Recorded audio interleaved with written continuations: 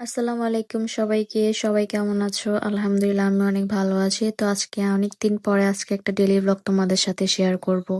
তো যারা তোমরা নতুন আছো অবশ্যই আমার পেজটাকে ফলো করে আমার পাশে থাকবে। তো সকাল, সকাল ঘুম থেকে উঠে ভিডিওটা স্টার্ট করে দিই। আর বাইরে অনেক বেশি ঠান্ডা ছিল যেহেতু ইদানিং কিছুদিন ধরেই অনেক ঠান্ডা পড়তেছে। তো সবার আগে আমি আমার রুমের জানালাটা খুলে দেই। আর এখানে দেখো কি পরিমাণ ঠান্ডা। ঠান্ডার কারণে পুরা জানালায় পানি এসে গেছে। তো এখানে আমি জানালাটা খুলে তো বাইরের একটু ভিউ দেখতেছিলাম। মাশাআল্লাহ আজকে একটু রোদ উঠেছে। তো সকালে ঘুম থেকে উঠে কাপড়-চোপড়গুলো ধুয়ে নিয়েছি। যেহেতু এখন শীতকাল কাপড়-চোপড় শুকাতে অনেক বেশি কষ্ট হয়। তো কাপড়-চোপড়গুলো ধুয়ে আমি সরাসরি ছাদে নিয়ে এসেছি। আর আজকে ভালোই একটু রোদ উঠেছে ছাদে এসে দেখছি।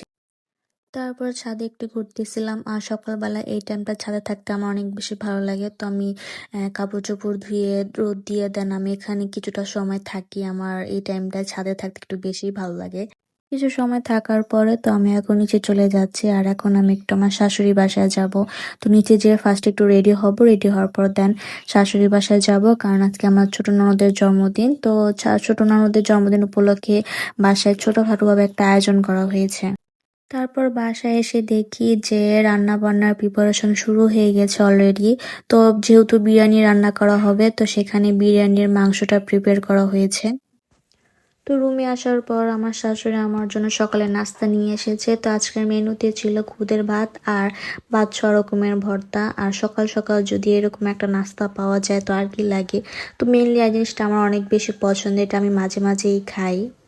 তো খাওয়া দাওয়া শেষ করে আমি বাইরে চলে আসি। আর এখানে রোদ এসছিল তাই এখানে বসেছিলাম। যেহেতু সকাল টাইম চা ছাড়া তো সকাল অসম্পূর্ণ একটা ব্যাপার। তো সকাল ঘুম থেকে উঠে আমার প্রত্যেকদিন চা লাগবেই সকালবেলা। চা খাওয়ার পরে কতক্ষণ সবার সাথে গল্প করে দেন আমি বাসায় চলে আসি। সাথে আমার ননদও এসেছে। তো ননদের যেহেতু জন্মদিন আজকে বলতেছে ভাবি আমাকে আজকে রেডি করিয়ে দাও। তো সবকিছু বের করে আমি ওকে রেডি করে দেন আমি একটা ড্রেস বের করেছি। তো ভাবতেছি আজকে এই ড্রেসটাই পরবো। তারপর আমার মেয়ের জন্য আমি এই ড্রেসটা বের করেছি। যেহেতু এখন উইন্টার সিজন চলতেছে তো আমার মতে এই ড্রেসটা ওর জন্য পারফেক্ট হবে। তো ড্রেস বের করে কোনো লাভ হয়নি, সে ঘুমিয়ে গিয়েছে। তো এখন আমি বসে বসে ভাবতেছিলাম যে কি করা যায়। তো মানে যেহেতু আমার কোনো কাজ নেই তো আমি এখানে একটা ভাবলাম যে একটু নেল আর্ট করে নিই।